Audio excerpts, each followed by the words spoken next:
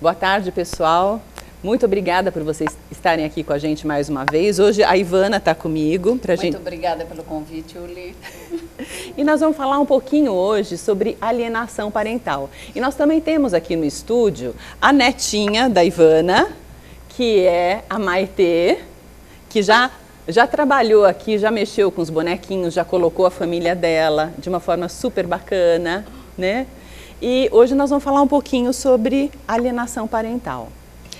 Eu trabalho como voluntária no Sejusc, né, aqui em Sorocaba, e a gente sempre aparecem assim durante o que mais aparece no nosso dia a dia são divórcios, com guarda, alimentos, e a gente percebe que nessa hora da separação, né, Ivana, sempre existe um estresse. Às vezes existe um ranço entre o casal. Eu acho que o maior problema é a mágoa, né, que fica entre as duas pessoas. E isso deve ser levado diretamente com o que você lida lá, né? Então o que a gente vê? Que muitas vezes as mães vêm e as mães querem ficar com a guarda. Porque a gente é mulher, né, Ivana? Sim. E a gente carregou aquela criança durante 9 meses. A gente decide que horas a criança vai comer, a gente decide que horas a criança vai tomar banho. Literalmente a gente toma posse, né? E depois quando a gente vai se separar, a gente continua achando que nós somos as melhores pessoas para ter a guarda dessa criança. E quando a gente tem mágoa desse ex-parceiro, muitas vezes essa criança também serve, digamos, como uma arma de poder na hora da separação. E muitas vezes a gente vê que o pai e a mãe acabam usando como cabo de guerra, né? Cabo de força a criança. E a criança vai ficar no meio e daí que vai entrar o seu assunto especificamente de constelação. Como é que fica a cabecinha da criança nisso? Então, para quem está chegando agora, né? O nosso assunto é constelação familiar. Então, a gente lida com essas questões do dia a dia dentro de 3 leis básicas dos relacionamentos, ou do amor, que flui ou que rege o amor nas famílias. Então, o que a gente vê? Que quando a gente tem, aqui a mãe, né? A gente tem o pai. E digamos que esse casal tem um filho. E esse filho, na hora da separação, muitas vezes ele é colocado no meio dos dois. E a criança, neste lugar, no meio dos dois, é como se ela tivesse que mediar este relacionamento. Então, muitas vezes a mãe pergunta para o seu pai, porque o seu pai isso, porque o seu pai aquilo. Aí o pai vem para a criança e fala assim, pede lá para sua mãe, diz para sua mãe que eu não tenho dinheiro para isso, diz para sua mãe aquilo. E a criança, ela fica num lugar que não é o dela. É um joguete que acaba acontecendo, né? Hierarquicamente, o filho é o pequeno, ele deveria poder ficar, mesmo que eles estejam separados, ele deveria poder ficar aqui. Se ele é pequeno, talvez o melhor lugar seja mesmo o lugar do lado da mãe. Não como guarda unilateral da mãe. O ideal para a criança é que ela possa ter direito ao pai e à mãe. Por quê? A criança, ela é metade, 50% DNA pai, 50% DNA mãe. Uhum. E na criança, o que a criança quer? A criança, o desejo da criança é que esses dois voltem, que esses dois fiquem juntos. E ela vai fazer de tudo que ela puder para juntá-los novamente. Então, do lugar do meio, é um lugar muito pesado para a criança. E os pais, sabendo disso, eles podem deixar essa criança ser criança, ou seja, ela fica aqui, por exemplo, do lado da mãe, mas numa guarda compartilhada. A guarda compartilhada é a melhor guarda, se a gente for pensar assim, para a criança, porque a criança... No bem-estar. Ela não precisa optar, porque infelizmente, na nossa lei, não é a mãe que entra com pedido de alimentos para o marido ou para o pai da criança, né, para o ex-marido. É a criança que é colocada no lugar de reclamante junto ao pai. Isso por si só, dentro da lei da hierarquia, já é pesado demais, né? Porque o que a gente vê dentro deste trabalho? Que os pais, eles já deram para a criança tudo que a criança precisa. A vida. Uhum. Quando uma criança, um pequeno, ele é obrigado por força da lei a reclamar algo para esse pai, digamos que este amor entre eles está comprometido. Então, o ideal é que os pais possam ter uma guarda compartilhada, onde, claro, se a criança puder ter a residência na casa da mãe, né, onde ela passa, ela tem como referência a casa da mãe, mas sempre que ela quiser, ela está livre para ir e conviver e dormir na casa do pai. Sim. Tá. Então, para a criança, isso é muito mais leve, porque ela pode pertencer aos dois. E o que a gente vê também às vezes, né? Essa coisa também das mulheres e muitas vezes das avós, né, Ivana? Uhum. Quando às vezes as próprias avós, né? A gente como mãe de filhas mães que de repente se separam, a gente também tem a tendência de tomar o partido da nossa filha ou do nosso filho. A gente tem que se policiar muito para não cair nessa. A gente precisa realmente se policiar, porque senão também uma avó, um avô pode, sem querer, fazer uma alienação parental. Né? Então, essa criança, de repente, ela ouve alguma coisa que é restritiva, por exemplo, em relação à mãe. Houve uma conversa de alguém falando com um adulto falando com um adulto, mas a criança, ela tem uma antena. É uma parabólica e eles captam mesmo. Eles ouvem tudo. Sim. Então, a criança, ela também se contamina e ela se fideliza normalmente àquele que tem a guarda dela ou aquela pessoa com quem ela passa a maior parte do tempo. Então, ela se fideliza àquele que vai, digamos, ser o provedor da manutenção da vida dela, mas, ao mesmo tempo, ela também se ressente dessa pessoa. Então, se essa pessoa é uma avó, se essa pessoa é a própria mãe ou é o próprio pai que fala mal do outro genitor, por um lado, ela se fideliza àquele porque ela precisa dele para viver. Okay. Então, ela diz secretamente, mãe, eu tomo as suas dores, eu me fidelizo a você e sacrifico os meus 50%, pai. Pai, tá. Mas, por outro lado, pela porta dos fundos, é como se a criança dissesse, mãe, eu também não posso aceitar você, porque você me roubou meu pai. Então, eu fico vazio, sacrifico meus 50% pai, mas, por outro lado, eu também sacrifico meus 50% você. E fico vazio dos dois. E daí, é um choque emocional muito grande dentro da cabecinha da criança, uma situação dessa. Sim, e se por exemplo, se trata de um menino, e hoje a gente vê mais e mais mulheres que vestem as calças, ou seja, que de alguma forma dão as cartas dentro de casa. Tomam as rédeas da tomam situação. As rédeas da educação dos filhos. Então o marido trabalha, ele volta para casa e ele não tem voz. E muitas vezes isso é muito grave, por exemplo, para meninos, né? Porque o menino, ele vai crescendo na barra da saia da mãe. Ele vai crescendo na barra da saia da mãe. Mas chega na puberdade, o que seria o bom?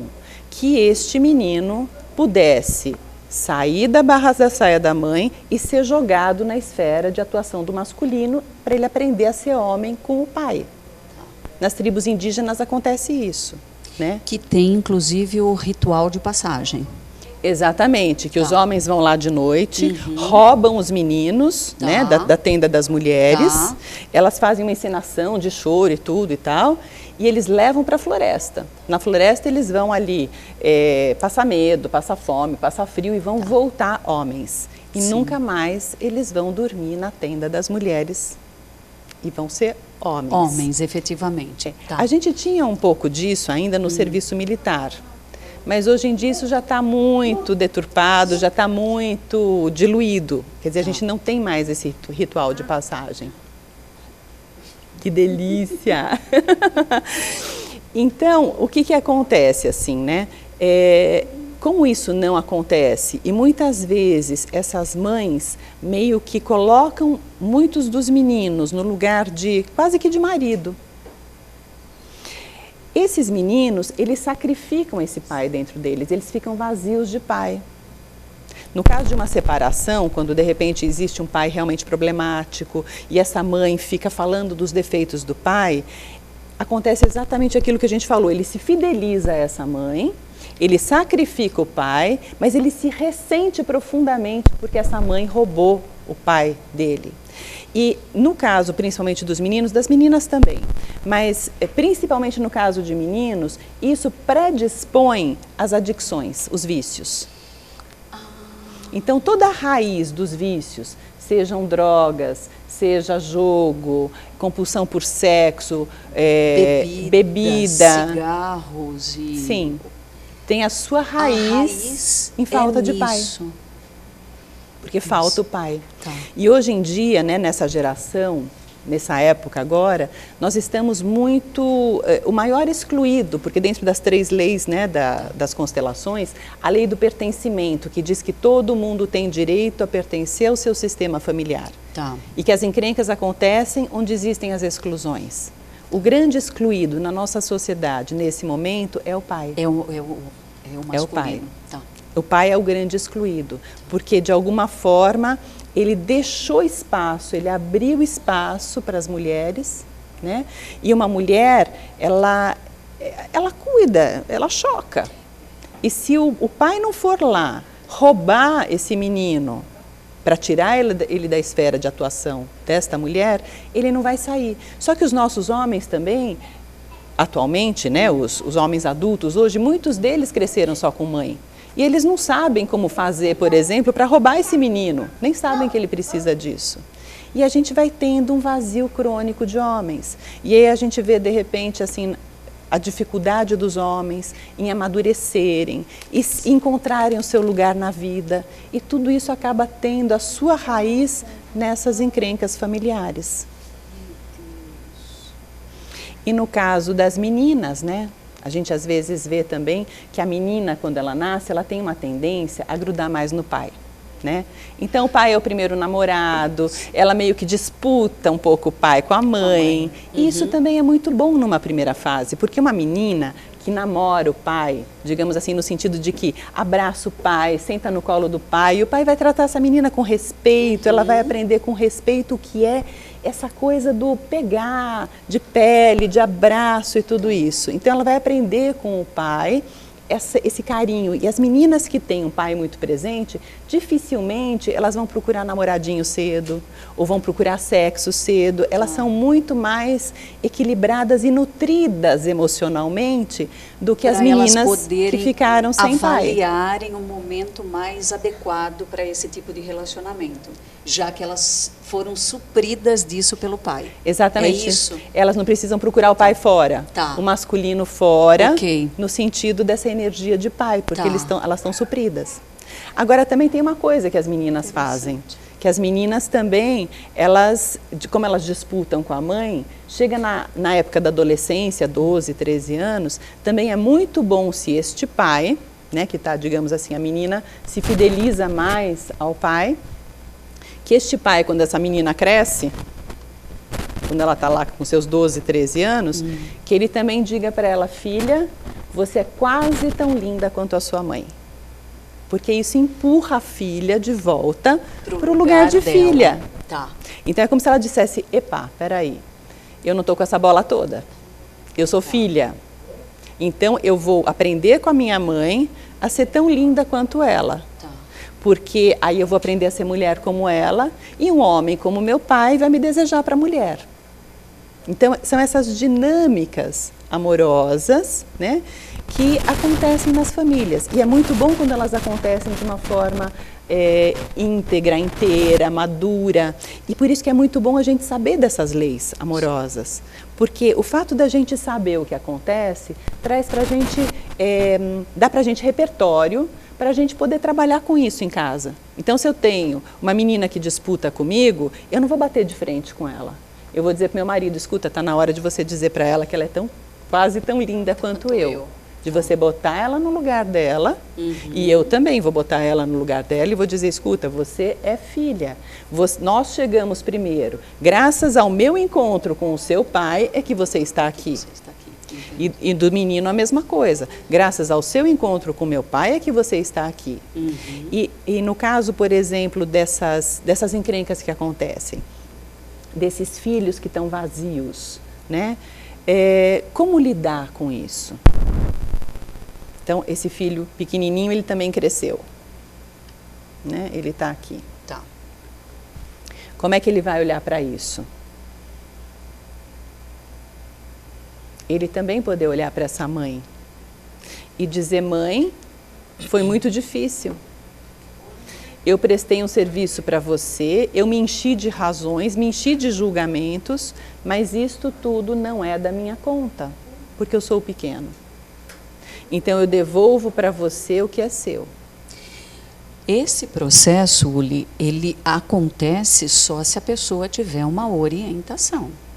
Porque no dia de hoje a gente não tem acesso a esse tipo de coisa naturalmente.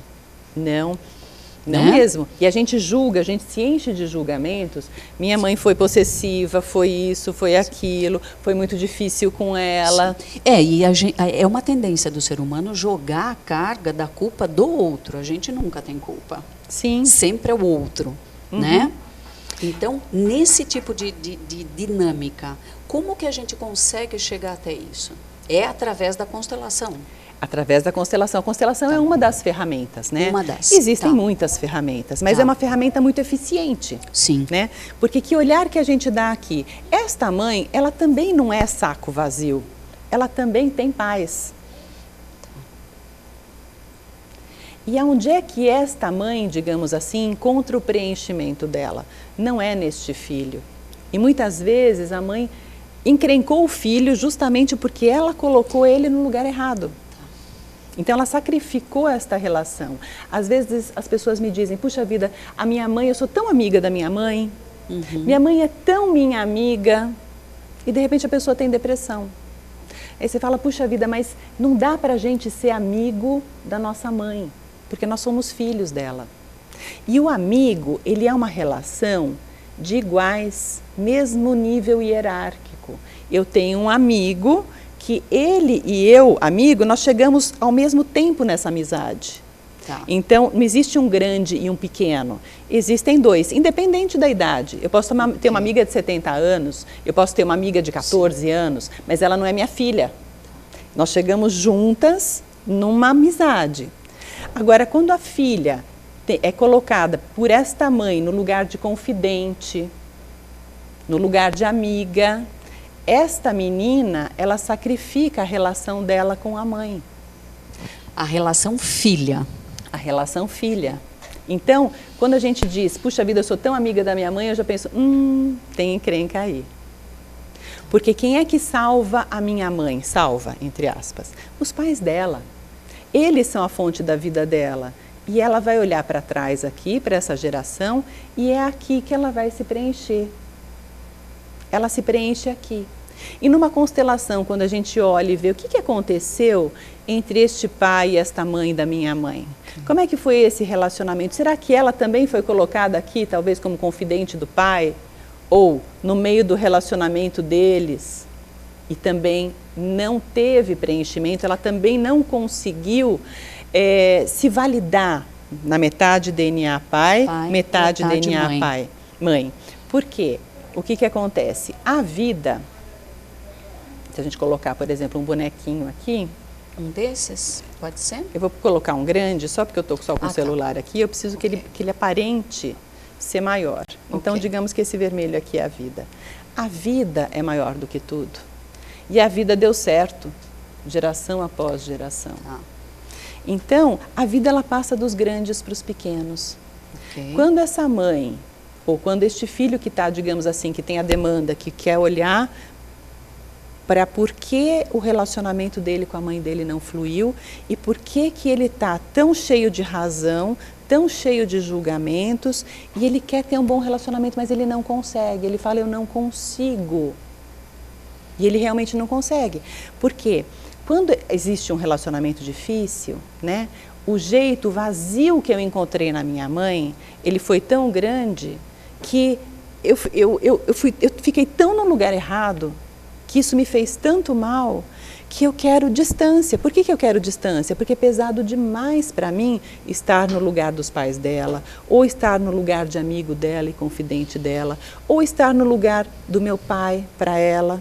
Então, quando um filho entende o porquê deste vazio, entende que estes avós dele é que estão a fonte da vida dessa mãe, que por mais que ele queira, o DNA dele, pai, não salva a mãe, porque é um DNA intruso. Sim.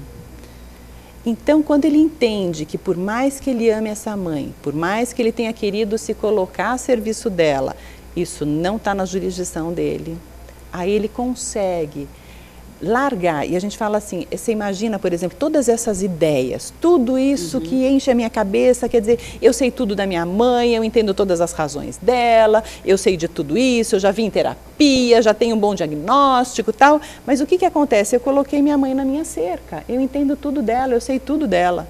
Então, se ela está na minha cerca, eu estou grande ou estou pequeno? Eu estou grande. Sim. Agora, se eu imagino que tudo isso não é da minha conta, e eu imagino que tudo isso que me afasta do lugar de pequeno, em relação a ela, porque eu sou pequeno, eu boto num pacote, é como se eu pegasse aqui né? Imagino que eu boto tudo aqui, entrego o pacote para ela e me esvazio disso, eu não quero saber, eu não preciso saber. Quando eu olhar para você, mãe, a partir de hoje, eu vou enxergar os seus pais atrás de você. Eles te salvam, não eu. Eu abro mão de querer estar nesse lugar. E toda vez que você vier para me assediar, querendo me colocar no lugar errado, eu vou me lembrar, vou colocar seu pai, sua mãe atrás de você e vou deixar você a cargo deles. Eles são os pais certos para você. Eu não posso, nem que eu queira, salvar você. E aí, isso me traz, essa ampliação de consciência me traz para um lugar onde eu falo, peraí, em que lugar eu estou? Eu sou o filho. Então eu vou como filho, porque dentro da lei do equilíbrio entre o dar e o receber, os pais dão vida e os filhos recebem a vida. Então, quando eu vou à minha mãe, eu me nutro nos meus 50% mãe. Quando eu vou ao meu pai, eu me nutro dos meus 50% do pai. E o que aconteceu entre eles é problema de grandes, de adultos, não é da minha conta. Se um começa a falar do outro, mãe, olha, você não conhece o meu pai, assim como eu não conheço o seu marido. O seu marido é assunto seu. O meu assunto é com o meu pai. Então eu não quero saber de assunto do seu marido. Levar peso que não pertence a gente, né? Isso. E como isso é uma coisa, é muito engraçado, né? Porque essas leis, elas são leis universais, elas são leis, né? E quando a gente começa a se colocar e ter essa postura de estar no nosso lugar certo, dentro da hierarquia, dentro do pertencimento, dentro do equilíbrio entre o dar e o receber, que tudo na constelação gira em torno disso, a gente começa a perceber que a nossa vida realmente flui mais leve. Né? A gente não está carregando coisas que não nos diz respeito, não é verdade? A gente começa a deixar os pacotes de cada um com quem de direito. Sim. Né? Então é uma coisa assim, libertadora. E como é libertadora, não só para a gente, como isso é uma verdade, digamos assim, quando você diz para sua mãe, puxa mãe, eu não tenho jurisdição sobre você, você não conhece o meu pai, assim como eu não conheço o seu marido, isso cala fundo, a pessoa fica sem argumento, porque é verdade. Quer dizer, se eu vou reclamar para o meu filho, eu vou reclamar do meu marido. Eu não conheço o pai dele, de verdade, eu conheço meu pai. Sim. Mas eu não conheço o pai do meu filho, eu conheço meu marido. Então essas coisas vão colocando as coisas no lugar e a gente percebe que à medida que a gente vai se defendendo desse assédio, que também acontece sem querer, porque ninguém ensinou para a gente que a gente tem que tomar a vida de pai e mãe. Por isso que eu, àquela hora, perguntei a você, como que chega esse nível de consciência para a gente procurar esse tipo de coisa? Nossa, eu estou num lugar que não me pertence, né? Precisava isso ser dado como ensino, né? Nas escolas. É verdade. Você sabe que no México tem uma escola, né? Uma escola, faculdade, chama CUDEC, né? E o CUDEC, ele é uma escola sistêmica.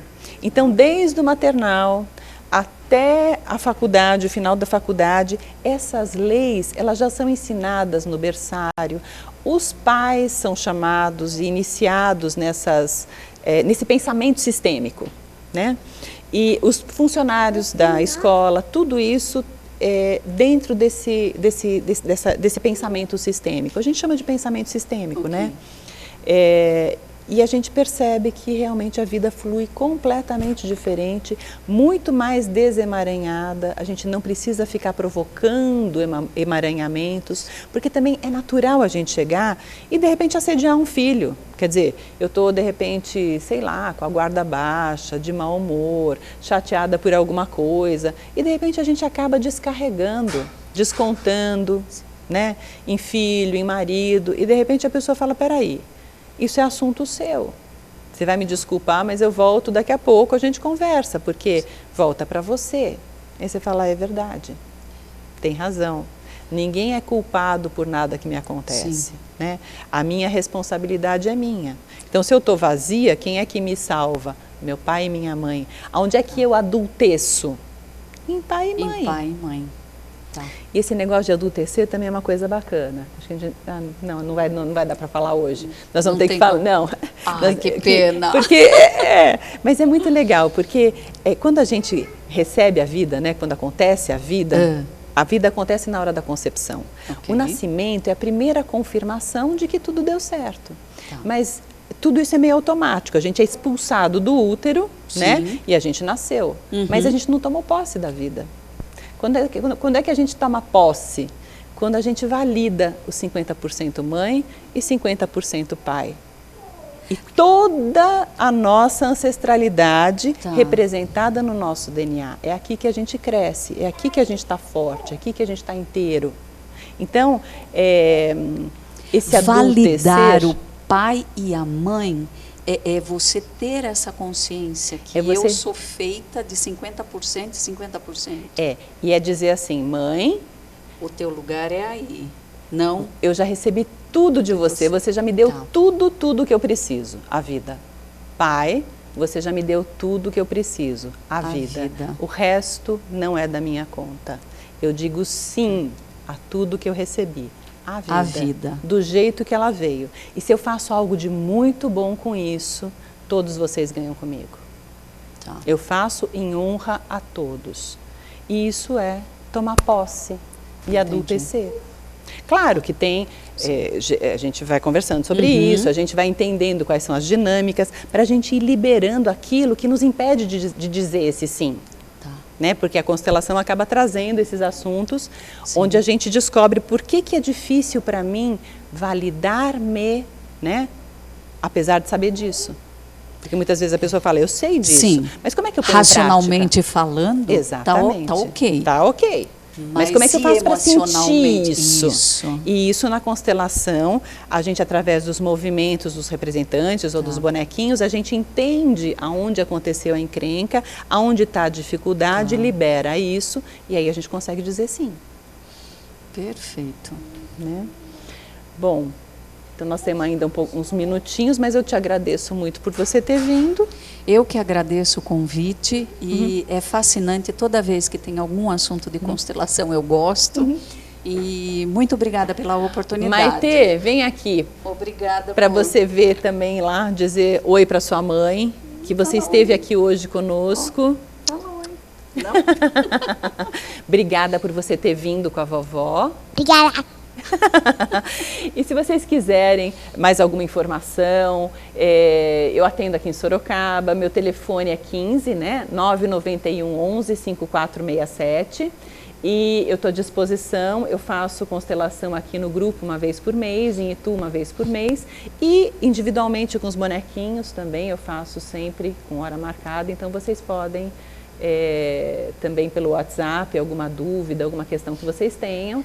E a gente vai conversando. No próximo programa, a gente vai trazer mais um assunto e nós vamos conversando a respeito de constelações para trazer também para vocês esse pensamento sistêmico, para a gente poder começar a pensar de uma forma mais leve e lidar de forma mais leve também nas nossas famílias. Muito obrigada. Um beijo.